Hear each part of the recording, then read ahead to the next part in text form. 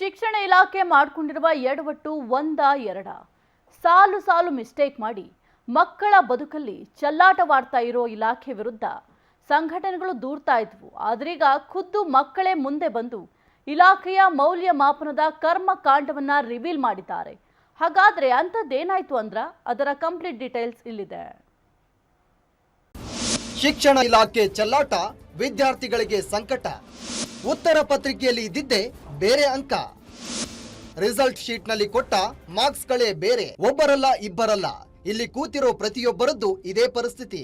ಹೌದು, ಇಂತಹ ಒಂದು ಪ್ರಾಬ್ಲಮ್ನ ತಂದಿಟ್ಟಿರೋದು ನಮ್ಮ ರಾಜ್ಯದ ಶಿಕ್ಷಣ ಇಲಾಖೆ ಅಧಿಕಾರಿಗಳ ಬೇಜವಾಬ್ದಾರಿತನದಿಂದ SSLC ಮಕ್ಕಳ ಭವಿಷ್ಯ ಮೂರಾಬಟ್ಟೆಯಾಗಿದೆ. ಮೌಲ್ಯಮಾಪನದಲ್ಲಿ ಪಾಸ್ ಆಗುವವರನ್ನ ಫೇಲ್ ಆಗುವವರನ್ನ ಪಾಸ್ ಮಾಡಿರೋದು ಮಕ್ಕಳ ಭವಿಷ್ಯದ ಮೇಲೆ ಪ್ರತಿಕೂಲ ಪರಿಣಾಮ ಬೀರಿದೆ. ಸದ್ಯ ಇದರಿಂದ ರೋಸಿ ಹೋಗಿರುವ ವಿದ್ಯಾರ್ಥಿಗಳೇ ಪ್ರೆಸ್ ಕ್ಲಬ್ನಲ್ಲಿ ಸುದ್ದಿಗೋಷ್ಠಿ ನಡೆಸಿ ತಮ್ಮ ಸಮಸ್ಯೆಗಳನ್ನ ಎಳೆಯಾಗಿ ಬಿಚ್ಚಿಟ್ಟಿದ್ದಾರೆ. ನನಗೆ SSLC ಮಾರ್ಕ್ಸ್ ಅಲ್ಲಿ ಸುಮಾರು 10 ಮಾರ್ಕ್ಸ್ ಕಮ್ಮಿ ಬಂದಿದೆ. ಮ್ಯಾಥ್ಸ್ ಅಲ್ಲಿ ಸ್ಕ್ಯಾನ್ ಕಾಪಿ ತರಿಸಿದಾಗಲೇ ಗೊತ್ತಾಗಿದ್ದು ಕರೆಕ್ಟ್ ಆಗಿ ವ್ಯಾಲ್ಯೂಯೇಷನ್ ಆಗಿಲ್ಲ ಅಂತ. ಇದಕ್ಕೆ ಸರಿಯಾದ ಕ್ರಮ ತಗೋಬೇಕು ಅಂತ ನಾನು ಗೌರ್ಮೆಂಟ್ ಹತ್ರ ಕೇಳ್ಕೊತಿದ್ದೀನಿ.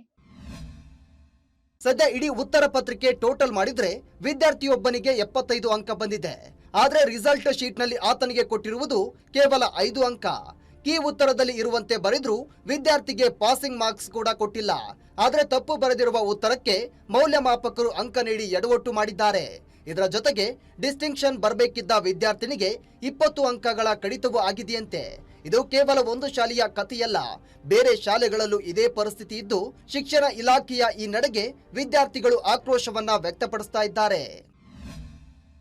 ನಾನು ಮ್ಯಾಥಮೆಟಿಕ್ಸ್ ಪೇಪರ್ನ ಫೋಟೋ ಕಾಪಿ ತರಿಸಿದೆ. ನನಗೆ ಟೋಟ್ಲಿಂಗ್ ಮಿಸ್ಟೇಕೆ ಮಾಡಿದ್ದಾರೆ. ಅವರು 11 ಮಾರ್ಕ್ಸ್ ಕೊಡಬೇಕು ನನಗೆ. ಅವರು ಟೋಟ್ಲಿಂಗ್ ಸ್ಟಾರ್ಟಿಂಗ್ ಪೇಜಲ್ಲೆಲ್ಲ ಎಂಟ್ರಿ ಮಾಡಿ ಅವರು ಟೋಟಲ್ ಮಿಸ್ಟೇಕ್ನ ನಮಗೆ 10 ಮಾರ್ಕ್ಸ್ ಹಂಗೆ ಕಡಿಮೆ ಮಾಡಿದ್ದಾರೆ.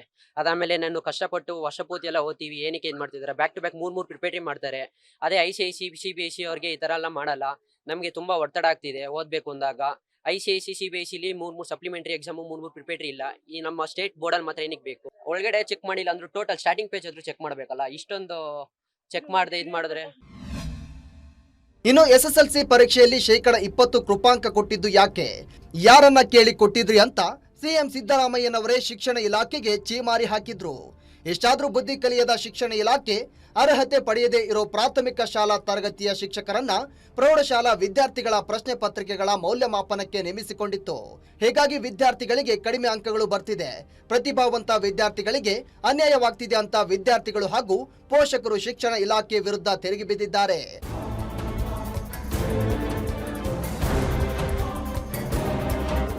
ಒಟ್ಟಾರೆ ಈಗಾಗಲೇ ಶಿಕ್ಷಣ ಇಲಾಖೆ ಸಾಲು ಎಡವಟ್ಟಿನಿಂದಾಗಿ ಮಕ್ಕಳು ಮಾನಸಿಕವಾಗಿ ಕುಗ್ಗಿ ಹೋಗಿದ್ದಾರೆ. ಆದರೆ ಇಷ್ಟಾದ್ರೂ ಶಿಕ್ಷಣ ಇಲಾಖೆ ಮಾತ್ರ ಇರುವ ಸಮಸ್ಯೆಗಳನ್ನ ಬಗೆಹರಿಸಿಕೊಳ್ಳದೆ ಮತ್ತಷ್ಟು ಸಮಸ್ಯೆ ತಂದೊಡ್ಡುತ್ತಾ ಇದೆ. ಸದ್ಯ ಶಿಕ್ಷಣ ಸಚಿವರು ಇತ್ತ ಗಮನ ಹರಿಸಿ ಮಕ್ಕಳ ಭವಿಷ್ಯದಲ್ಲಿ ಆಟ ಆಡ್ತಿರುವವರ ವಿರುದ್ಧ ಸೂಕ್ತ ಕ್ರಮ ಕೈಗೊಳ್ಳಬೇಕಿದೆ.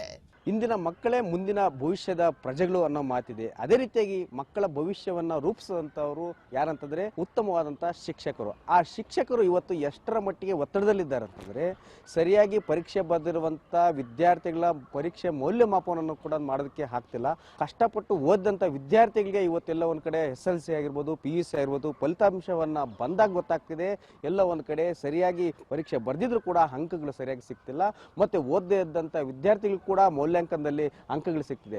ಹೀಗಾಗಿ ಇದನ್ನು ಶಿಕ್ಷಣ ಇಲಾಖೆ ಸರಿಪಡಿಸಿ ನಿಜವಾಗಿ ಕಷ್ಟಪಟ್ಟು ಓದಿದಂಥ ವಿದ್ಯಾರ್ಥಿಗಳಿಗೆ ಅನುಕೂಲ ಮಾಡಿಕೊಡ್ಬೇಕಾಗಿದೆ. ಕ್ಯಾಮ್ರಾಮನ್ ಸಂದೇಶ್ ಜೊತೆ ಮಲಂಡೇಶ್ವರ್, ಪವರ್ TV, ಬೆಂಗಳೂರು.